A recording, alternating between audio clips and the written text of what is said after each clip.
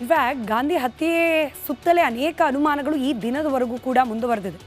ಮಹಾತ್ಮ ಗಾಂಧಿಯನ್ನು ಕೊಂದದ್ದು ನಾಥೂರಾಮ್ ಗೋಡ್ಸೆ ಅನ್ನೋದು ಬಹುತೇಕ ಎಲ್ರಿಗೂ ಗೊತ್ತೇ ಇದೆ. ಇನ್ಫ್ಯಾಕ್ಟ್ ಸ್ಕೂಲ್ಗಳಲ್ಲೂ ಕೂಡ ಇತಿಹಾಸ ಹಿಸ್ಟ್ರಿ ಸಬ್ಜೆಕ್ಟ್ನಲ್ಲಿಂದಲೇ ಇದನ್ನು ತಿಳಿಸ್ತಾ ಬರಲಾಗುತ್ತೆ.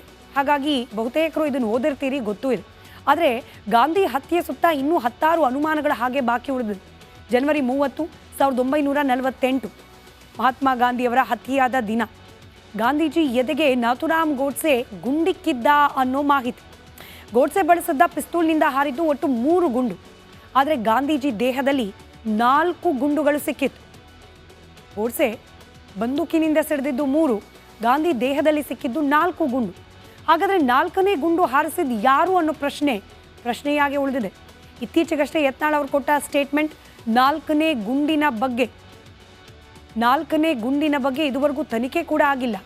ಆದರೆ 4ನೇ ಗುಂಡಿನ ಹಿಂದೆ ನೆಹರು ಕೈವಾಡ ಇದೆ ಅಂತ ಹೇಳಿ ಇತ್ತೀಚೆಗೆ ಆರೋಪ ಮಾಡಿದ್ರು ಯತ್ನಾಳ್ ದಾಖಲೆ ಕೊಡಲಿಲ್ಲ, ಎಲ್ಲಿ ಓದಿದ್ರು ಅನ್ನೋದನ್ನು ಹೇಳಿಲ್ಲ. ಹೀಗಾಗಿ ಈ 4ನೇ ಗುಂಡಿನ ಸುತ್ತ ಇರುವ ಅನುಮಾನವಾಗಿಯೇ ಮುಂದುವರೆದಿದೆ. ಇನ್ಫ್ಯಾಕ್ಟ್ ಗಾಂಧಿ ಹತ್ಯೆ ಸುತ್ತಲೇ ಅನೇಕ ಅನುಮಾನಗಳು ಈ ದಿನದವರೆಗೂ ಕೂಡ ಮುಂದುವರೆದಿದೆ.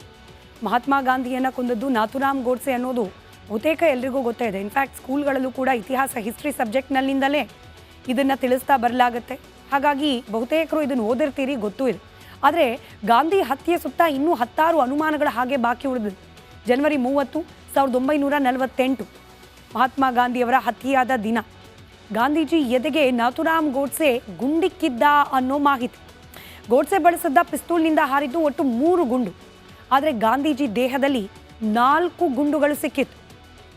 ಗೋಡ್ಸೆ ಬಂದೂಕಿನಿಂದ ಸಿಡಿದಿದ್ದು 3, ಗಾಂಧಿ ದೇಹದಲ್ಲಿ ಸಿಕ್ಕಿದ್ದು 4 ಗುಂಡು. ಹಾಗಾದರೆ 4ನೇ ಗುಂಡು ಹಾರಿಸಿದ್ದು ಯಾರು ಅನ್ನೋ ಪ್ರಶ್ನೆಯಾಗಿ ಉಳಿದಿದೆ. ಇತ್ತೀಚೆಗಷ್ಟೇ ಯತ್ನಾಳ್ ಅವರು ಕೊಟ್ಟ ಸ್ಟೇಟ್ಮೆಂಟ್ 4ನೇ ಗುಂಡಿನ ಬಗ್ಗೆ ಇದುವರೆಗೂ ತನಿಖೆ ಕೂಡ ಆಗಿಲ್ಲ. ಆದರೆ 4ನೇ ಗುಂಡಿನ ಹಿಂದೆ ನೆಹರು ಕೈವಾಡ ಇದೆ ಅಂತ ಹೇಳಿ ಇತ್ತೀಚೆಗೆ ಆರೋಪ ಮಾಡಿದ್ರು ಯತ್ನಾಳ್ ದಾಖಲೆ ಕೊಡಲಿಲ್ಲ, ಎಲ್ಲಿ ಓದಿದ್ರು ಅನ್ನೋದನ್ನು ಹೇಳಿಲ್ಲ. ಹೀಗಾಗಿ ಈ 4ನೇ ಗುಂಡಿನ ಸುತ್ತ ಇರುವ ಅನುಮಾನವಾಗಿಯೇ ಮುಂದುವರೆದಿದೆ. ಮತ್ತು RSSನವರು ಮಹಾತ್ಮ ಗಾಂಧೀಜಿನ ಕೊಂದಂಥ ವ್ಯಕ್ತಿಯನ್ನ ಪೂಜಿಸ್ತಾರೆ. ಅದಕ್ಕೆ ನಾನು ಅನೇಕ ಸಾರಿ ಹೇಳಿದ್ದೀನಿ, RSSನವರು ಮತ್ತು BJPಯವರು ಇದ್ದಾರಲ್ಲ, ಅವರು ಮಹಾತ್ಮ ಗಾಂಧೀಜಿಯನ್ನು ಕೊಂದಂಥ ಹಂತಕ ಮತಾಂಧ ಅವರು ವಂಶಸ್ಥರು.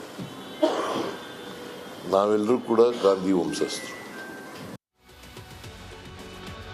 ಬಿಜೆಪಿ ಮತ್ತು RSSನವರು ಗಾಂಧಿ ಕೊಂದವರನ್ನ ಆರಾಧಿಸ್ತಾರೆ. ಗೋಡ್ಸೆ ಒಬ್ಬ ಹಂತಕ ಹಾಗೆ ಮತಾಂಧ, ಆದರೆ RSS ಅವನನ್ನ ಪೂಜಿಸುತ್ತೆ ಅಂತ ಮುಖ್ಯಮಂತ್ರಿ ಸಿದ್ದರಾಮಯ್ಯ ವಾಗ್ದಾಳಿ ನಡೆಸಿದ್ದಾರೆ. ಮಹಾತ್ಮ ಗಾಂಧಿಯನ್ನ ಗುಂಡಿಕ್ಕಿ ಕೊಂದಿರಬಹುದು, ಆದರೆ ಅವರ ಮೌಲ್ಯಗಳನ್ನು ಕೊಲ್ಲೋಕೆ ಸಾಧ್ಯವಿಲ್ಲ ಅಂತ ಕೂಡ ಮುಖ್ಯಮಂತ್ರಿ ಮಾತನಾಡಿದ್ದಾರೆ. ಮುಖ್ಯಮಂತ್ರಿಗಳ ಈ ಹೇಳಿಕೆ ಇದೀಗ ಹೊಸದೊಂದು ವಿವಾದಕ್ಕೆ ಕಾರಣವಾಗಿದೆ. ಆ ವಿವಾದ ಏನು ವಿವರಿಸೋಕೆ ಮುಂಚೆ ಮುಖ್ಯಮಂತ್ರಿಗಳ ಹೇಳಿಕೆಯನ್ನು ಗಮನಿಸಿ. ಇವತ್ತು ಭಾರತೀಯ ಜನತಾ ಪಕ್ಷದವರು ಮತ್ತು RSSನವರು ಮಹಾತ್ಮ ಗಾಂಧೀಜಿನ ಕೊಂದಂಥ ವ್ಯಕ್ತಿಯನ್ನ ಪೂಜಿಸ್ತಾರೆ. ಅದಕ್ಕೆ ನಾನು ಅನೇಕ ಸಾರಿ ಹೇಳಿದ್ದೀನಿ, RSSನವರು ಮತ್ತು BJPಯವರು ಇದ್ದಾರಲ್ಲ, ಅವರು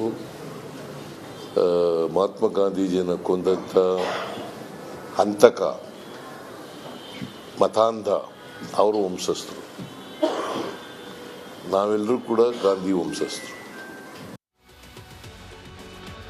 ಬಿಜೆಪಿ ಮತ್ತು RSSನವರು ಗಾಂಧಿ ಕೊಂದವರನ್ನ ಆರಾಧಿಸ್ತಾರೆ. ಗೋಡ್ಸೆ ಒಬ್ಬ ಹಂತಕ ಹಾಗೆ ಮತಾಂಧ, ಆದರೆ RSS ಅವನನ್ನ ಪೂಜಿಸುತ್ತೆ ಅಂತ ಮುಖ್ಯಮಂತ್ರಿ ಸಿದ್ದರಾಮಯ್ಯ ವಾಗ್ದಾಳಿ ನಡೆಸಿದ್ದಾರೆ. ಮಹಾತ್ಮ ಗಾಂಧಿಯನ್ನ ಗುಂಡಿಕ್ಕಿ ಕೊಂದಿರಬಹುದು, ಆದರೆ ಅವರ ಮೌಲ್ಯಗಳನ್ನು ಕೊಲ್ಲೋಕೆ ಸಾಧ್ಯವಿಲ್ಲ ಅಂತ ಕೂಡ ಮುಖ್ಯಮಂತ್ರಿ ಮಾತನಾಡಿದ್ದಾರೆ. ಮುಖ್ಯಮಂತ್ರಿಗಳ ಈ ಹೇಳಿಕೆ ಇದೀಗ ಹೊಸದೊಂದು ವಿವಾದಕ್ಕೆ ಕಾರಣವಾಗಿದೆ. ಆ ವಿವಾದ ಏನು ವಿವರಿಸೋಕೆ ಮುಂಚೆ ಮುಖ್ಯಮಂತ್ರಿಗಳ ಹೇಳಿಕೆಯನ್ನು ಗಮನಿಸಿ. ಇವತ್ತು ಭಾರತೀಯ ಜನತಾ ಪಕ್ಷದವರು ಮತ್ತು RSSನವರು ಮಹಾತ್ಮ ಗಾಂಧೀಜಿನ ಕೊಂದಂಥ ವ್ಯಕ್ತಿಯನ್ನ ಪೂಜಿಸ್ತಾರೆ. ಅದಕ್ಕೆ ನಾನು ಅನೇಕ ಸಾರಿ ಹೇಳಿದ್ದೀನಿ, RSSನವರು ಮತ್ತು BJPಯವರು ಇದ್ದಾರಲ್ಲ, ಅವರು ಮಹಾತ್ಮ ಗಾಂಧೀಜಿಯನ್ನು ಕೊಂದಂಥ ಹಂತಕ ಮತಾಂಧ ಅವರು ವಂಶಸ್ಥರು. ನಾವೆಲ್ಲರೂ ಕೂಡ ಗಾಂಧಿ ವಂಶಸ್ಥರು. ಬಿಜೆಪಿ ಮತ್ತು RSSನವರು ಗಾಂಧಿ ಕೊಂದವರನ್ನ ಆರಾಧಿಸ್ತಾರೆ. ಗೋಡ್ಸೆ ಒಬ್ಬ ಹಂತಕ ಹಾಗೆ ಮತಾಂಧ, ಆದರೆ RSS ಅವನನ್ನ ಪೂಜಿಸುತ್ತೆ ಅಂತ ಮುಖ್ಯಮಂತ್ರಿ ಸಿದ್ದರಾಮಯ್ಯ ವಾಗ್ದಾಳಿ ನಡೆಸಿದ್ದಾರೆ. ಮಹಾತ್ಮ ಗಾಂಧಿಯನ್ನ ಗುಂಡಿಕ್ಕಿ ಕೊಂದಿರಬಹುದು, ಆದರೆ ಅವರ ಮೌಲ್ಯಗಳನ್ನ ಕೊಲ್ಲೋಕೆ ಸಾಧ್ಯವಿಲ್ಲ ಅಂತ ಕೂಡ ಮುಖ್ಯಮಂತ್ರಿ ಮಾತನಾಡಿದ್ದಾರೆ.